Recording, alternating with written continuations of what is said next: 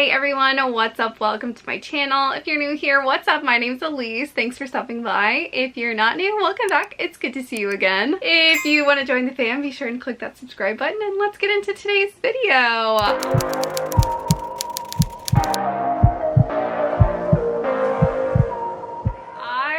Just got an article sent to me by Goodreads. Let me screen share really quickly. This is my first time screen recording on my laptop, so please bear with me. Okay, so Goodreads sent me an article called Goodreads Members 76 Most Popular Books of the Past Decade. So I wanted to go through and see which ones I have read, which ones I maybe started reading and DNF'd, and which ones are on my TBR, and which ones I haven't read yet. So let's go through and see what this is about. It says, what are the most popular books of the past decade? The collection below represents the most popular books on Goodreads in the past 10 years, dialing all the way back to 2013. It says they were ranked in overall popularity, determined by which titles Goodreads members marked as read, currently reading, or want to read. First, we have Seven Husbands of Evelyn Hugo. I have read that. The Girl on the Train, I've heard of it. I'm not interested. Sorry. Where the Crawdad Sings, I read that. All the Light We Cannot See is on my list, but I believe it's historical fiction and possibly to do with World War II, which is... I can only take so many of those in a year. Then we have The Midnight Library. I did really enjoy that. That was a 4-star read for me. Ugly Love. I read that last year during a kind of reading marathon of Colleen Hoover books, and not my favorite, but I'm not mad that I read it. I read Educated when I lived in Korea. That was a really interesting memoir. Daisy Jones and the Six I read earlier this year. It was fun. It was interesting. I learned that drugs, sex, and rock and roll is not my favorite type of fictional book to read, but not mad that I read it. Normal People was one of my top reads of 2022. I think that was the first book I read in 2022. My first step into Sally Rooney world. Still not sure how I feel about it, but I really enjoyed that book. The Nightingale I read earlier this year. I read it for my highest and lowest rated book on my TBR, and that was a solid 4-star read for me. Subtle Art of Not Giving Up I read 3 years ago. I was in Japan when I listened to this audiobook. I remember that very distinctly because we were going out to the bamboo gardens and to see the monkeys in the park. Good times. Isn't that funny how books can kind of bring us back to moments? Then I read Becoming a few years ago when I was still in Korea because I was really into oil pastels, and so I would listen to audiobooks and do oil pastels, and so I was listening to this audiobook when I was doing that. I might still have some.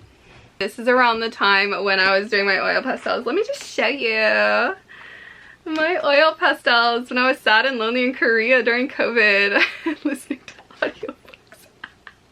I can't remember which one exactly I was doing, but I do very distinctly remember that. Next we have Malibu Rising by Taylor Jenkins Reid. I read that last year in 2022. It was a good time.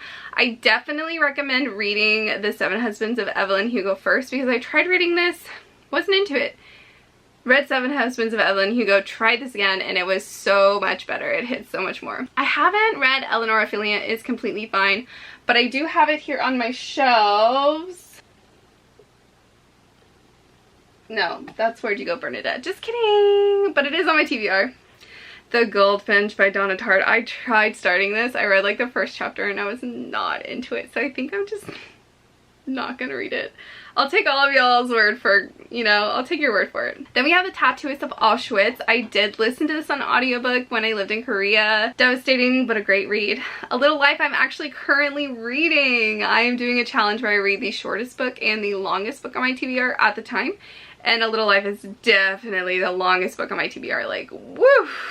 Big Little Lies I have not on my shelf. I'm getting that confused with something else, but it is something I'm curious to read because Reese Witherspoon is in it and I love Reese Witherspoon. Lessons in Chemistry is on my TBR, but I'm kind of like historical fiction out at the moment. I think I just read so many historical fictions and then I got in a historical fiction slump, but it is something I'm curious to read and I want to eventually. Then we have The Vanishing Half, also on my TBR, Tomorrow. Here she is on the TBR. I'm glad my mom died. I read that last year. Kind of a hard read, but definitely a good read. Then we have The Great Alone by Kristen Hanna. This has been recommended to me by my friend Kyla. I don't know, I can't decide. It's up in the air, it's a toss-up. Then we have The Spanish Love Deception. I have not read it yet, but it is on my TBR. She's right there on my shelves. When Breath Becomes Air, I read that earlier this year. Frederick Bachman, Anxious People, just out of your view. She's right up there. I enjoyed it. I think that's a book that when I read it at the time, it wasn't my favorite, but the more I think about it, the more I enjoy it. Does that make sense? Have you ever had a book like that? If you have, comment down below, let me know. Am I crazy? Okay, Trevor Noah, Born a Crime. I actually do want to read this. I had an opportunity to buy this physically, like thrift it, but the more I thought about it, the more I think I would rather listen to it because I know he narrates it, and I just think that that would add so much more to the story. I really enjoy memoirs that are read by the author or who it's about. A Gentleman in Moscow.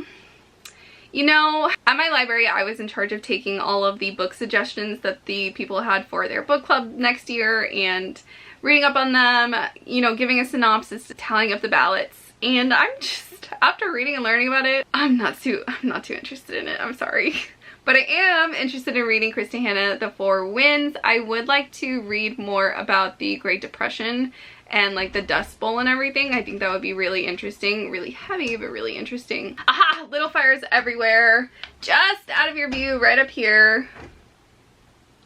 That's my cat. He wants to get inside, but then I bring him inside and then he wants to get outside, so. Okay, Little Fires Everywhere. Haven't read it. Is on my TBR though. Before We Were Yours is a toss-up. I do want to read it, but it's not high on my priority list. Everything I Never Told You. Honestly, I've never heard of it. Such a fun age. Definitely on the TBR. American Dirt. I've heard so many differing views on it. I don't know if I want to read it. I can't decide. Pachinko, I read in 2021. I borrowed it from a friend. Not my favorite book, but I'm very glad I read it. Andy Weird, Hail Mary! Like one of my favorite books ever. Let me see where I can find her. My queen. I love this book so much. I highly recommend this book and I'm so glad to see it on this list. Next we have The Husband's Secret. Not really my type of story. I have learned a lot this year that these kind of like really tense suspense thriller books, not really my jam. If you know of any like baby thrillers or baby suspenses for people who like don't like a lot of tension, because let me tell you, these give me such bad dreams, y'all. Like such tense, stressful dreams. It's just not worth it. So if you know of any books that have that kind of storyline but maybe won't give me crazy dreams, please let me know because I want to try them, but it's not worth loss of sleep. Sleep is like #1 in my life. Next is Station 11 by Emily St. John Mandel. I read The Sea of Tranquility this year and absolutely loved it, and I hear that they're kind of connected, so this is an absolute must. Beautiful World, Where Are You by Sally Rooney. Another toss-up. I started Conversations with Friends and I hated it. So I don't know, it's a toss-up for me. Maybe if I borrow it from a library or something, but I don't want to spend my money on it. Next we have Heartstopper by Alice Oseman. I love this entire series with my full heart. Next we have Carrie Soda Is Back by Taylor Jenkins Reid. It's definitely a one to read, but it's not at the top of my list. The Alice Network is on my TBR. It is down here if you can see that. Again, I think it's World War II and I can only read so many World War II books in a year. Next we have Dark Matter by Blake Crouch. If I'm being honest, I haven't heard literally anything about this book ever. If you've read it, let me know your thoughts. Next we have Red Rising. This has been recommended to me by a few friends and I definitely need to get to it. I have the audiobook, so I definitely want to get to it when I can. Then we have The Underground Railroad by Colson Whitehead. I feel like I should know about this book, but I don't. So maybe I should add that to my TBR. Then we have Crying in H Mart, which I did start reading. I don't know if it was this year or last year. And I think I got about 38 to 40% through it. And I think I'm going to take it off my want to read. I feel really bad doing that. Can I do that? It was just really dry. I had a really hard time. Maybe I could try listening to it. Then we have Untamed by Glenn Doyle. Do I own this book? No. That's the City of Girls, just kidding. A toss-up for me. Then we have Bear Town by Frederick Bachman or Friedrich Bachman. I get mixed results when I research it. I do own this book. There she is right there. I have read a few other Frederick Bachman books. I loved Anxious People and A Man Called Ove. So I definitely intend to read more of his book. I started Conversation with Friends and I absolutely hated it. Let me backpedal. I loved the writing. There were so many things that were written and the way that things were described was so relatable. It was almost scary. But what I hated is I just can't stand books where infidelity is the main plot driver. I don't mind if it happens at the beginning. It's like someone that's off screen or off page and it happens to our character. But if it's our main character, I don't care if they learn a lesson. I don't care. If it's our main character choosing to be a cheater in a very, I don't know. I feel like there are some circumstances where, you know, if you have the divorce papers being drawn up, whatever, or, you know, you tried breaking up with them, you told them and they don't believe you, so it wasn't consensual on both sides, whatever. But if you are choosing to dive into someone's relationship, anyway, I could go on about it. It made me mad, so no. On Earth We're Briefly Gorgeous by Ocean Vuong. I do really want to read this. I've heard great things. Crazy Rich Asians. I read this a few years ago. It was really fun. Giver of Stars, one of my all-time favorite books. There she is right there. Absolutely love this book. Remarkably Bright Creatures. I have moved her over here. Right here. Oh, there she is down at the bottom. You just out of screen. I'm kind of getting things ready to film a bunch of videos, so that's why she's there, because the end of the year wrap-up is coming. That was a really fun, really cozy book. Then The Lost Apothecary as well is a little bit over here. You can't quite see her, but I did just finish reading that last month. It was fun. I'm glad I finally did give it a chance. Before the Coffee Gets Cold, that one was really cute. I actually listened to it and then bought it. I intend to collect the entire collection. Very cute, very magical realism meets a life lesson in a cozy cafe. Then we have The Testaments by Margaret Atwood. I have to say, not on my radar. My Year of Rest and Relaxation is on my TBR. I don't think I'm gonna like it, but I just want to know what everyone's talking about. I do own it. I thrifted it, so one day I'll feel up to that challenge. Talking to Strangers probably should be on my TBR, but it's not. Next we have The Orphan Train. Haven't heard about it. Looks a little depressing and historical fiction, so I'm gonna pass. Americana is kind of a toss-up, but I do own it. I got it on a Windfall Tables. I have this little secondhand bookstore that I absolutely love and go to whenever I can, and if you spend so much money there, you get to pick out a free book on this like Windfall Table. That was the most interesting one of the times that I went there. Then we have The Dutch House by Anne Patchett. I want to read this, but again, going back to that book club thing when I was doing the synopsis for all of these books, this was an option and it sounds really depressing, so I think I might actually take that off my TBR. I can only handle so many depressing books at a time, you know? Homegoing, I have no idea, but I do really love the art on the cover. Then we have An American Marriage. Again, up in the air, take it or leave it. Between the World and Me, no idea what that is. I'm so sorry.